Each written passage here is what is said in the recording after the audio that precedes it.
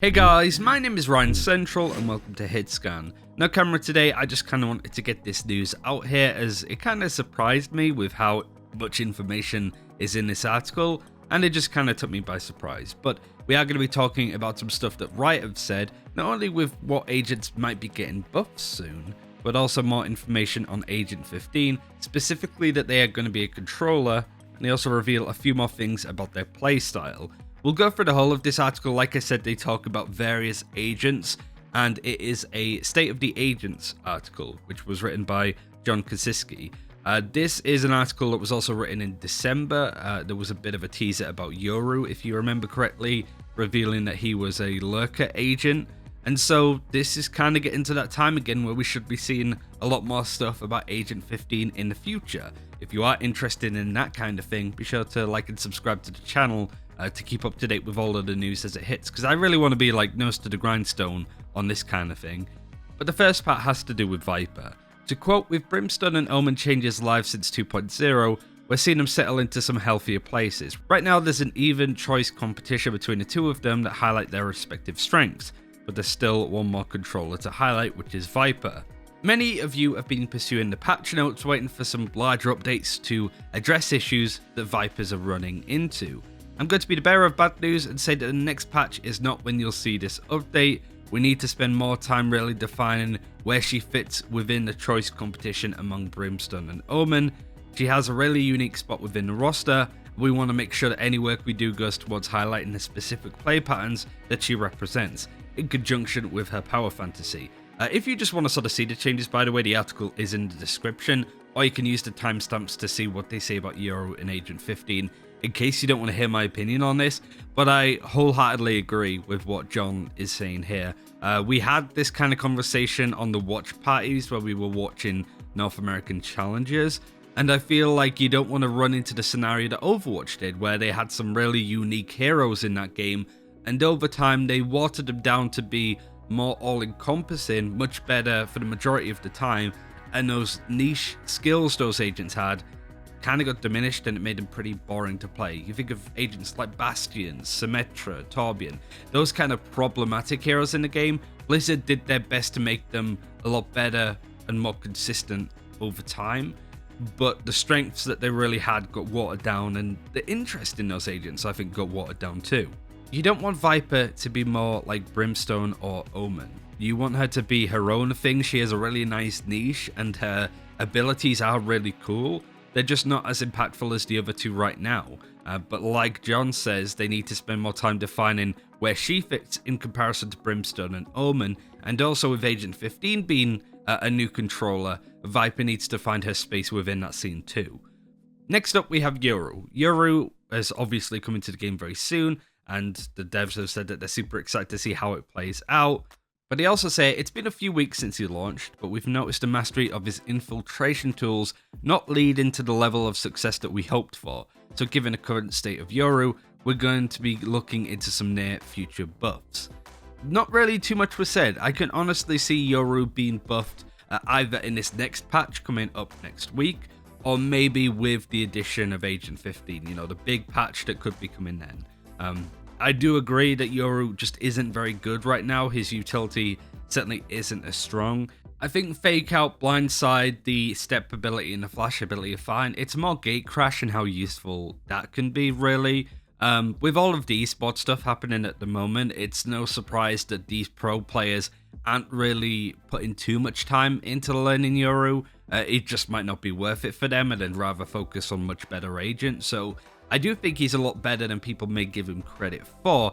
However, I do think that buffs would benefit him and not rock the boat too much when it comes to the meta of the game, just because there's so many options out there right now that if Yoru is made a little bit better and much stronger, he's still good competition against some of the other duelists in the game.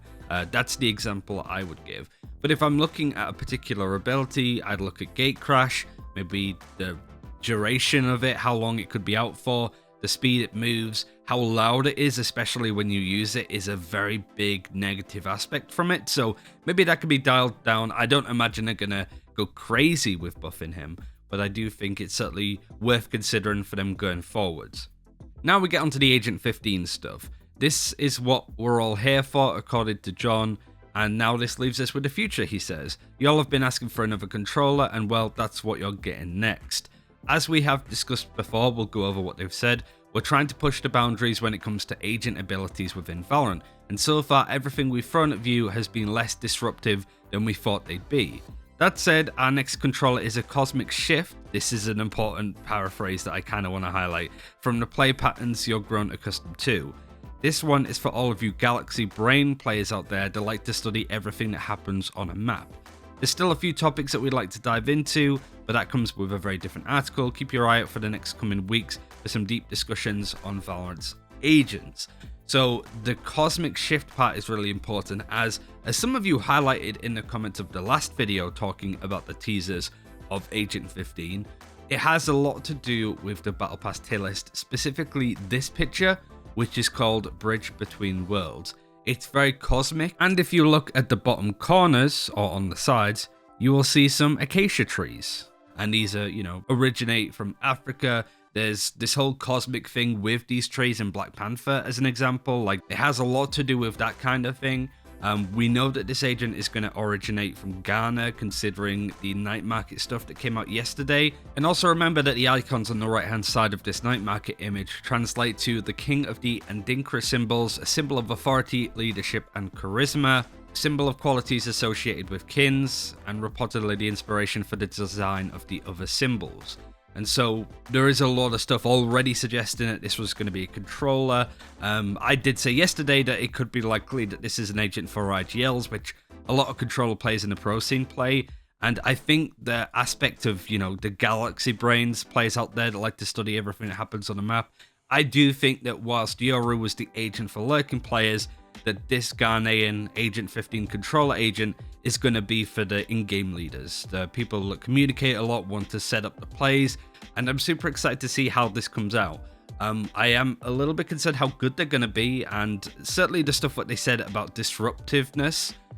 Morello talked about this a long while ago, saying that with the addition of Killjoy as the 12th agent, they've pretty much hit all of the foundational skills that they wanted in their game, and that everything from then on out was going to be a bit more drastic, a bit more scary in some cases, going invisible, skies, flashes, making sound, all of those key bits of util. So it's fair to say, as a prior warning, the Agent 15 is probably going to look very scary when we first see them. They're going to have some crazy abilities that might seem a bit too strong, but I'm still very excited to see how they play out. I think Riot have done a really good job at making these agents not too powerful. I mean, Yoru, for example, a stealth ability, really hasn't done all that much for the game right now. But I'm super excited to see what happens here. Sorry if this is just sort of rambling at this point. I think it does give us a lot to talk about, and the article is full of stuff. Viper needs changes, but she's not getting buffs. I disagree with the argument that she needs a rework for all of the things that I said before. I think she's a really nice, smart agent. I like her kit. I like what she can do in the game, but I think Riot want to see where the chips fall with this latest agent, how Brimstone and Omen get used over the next couple of weeks too, and then make some bigger changes to Viper down the line potentially. So if you're a Viper main, you got to be patient. I know you have been so far, but you need to be a little bit more. And Yoru is just flat out getting buffed in the future. Super exciting stuff. I'm excited to see more of this agent because I think in the right hands he could be a lot of fun to watch. But I'm not at all concerned that he could be a bit too strong. I trust Riot on this one. The balance of the agents so far, other than Raze and closed beta, has been pretty decent. But that's everything I wanted to talk about in this video. Again, just more of a chill one in comparison to some of the other stuff that we've done in the past. As a final thing, thanks for all of the support about the region locking casting stuff. For those that said use a VPN, that's not what I mean at all. I mean that Riot aren't letting European casters cast North America. I don't need a VPN to get across. That's not what I mean, but I appreciate the joke as well if that's what people were making too. But yeah, thanks for all of the support, and we'll see you in the next one. Take care. We'll see you then.